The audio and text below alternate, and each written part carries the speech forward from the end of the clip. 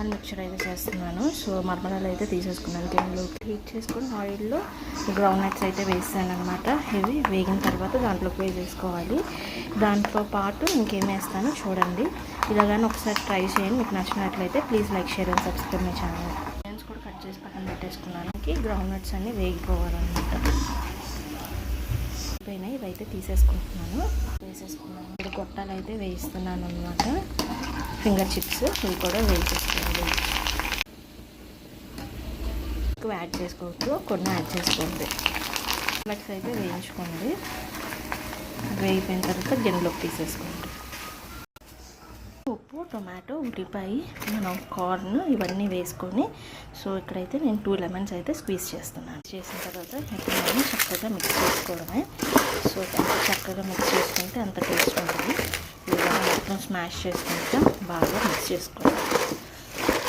So ఈ విధంగా మీరు కూడా తప్పకుండా ట్రై చేయండి. చాలా బాగుంటుంది ముడి మిక్చర్ అయితే. ముడి మిక్చర్ అయితే రెడీ అయిపోయింది. ప్లీజ్ లైక్ మాత్రం చేయండి, షేర్, సబ్స్క్రైబ్ కూడా చేయండి. Thank you for watching.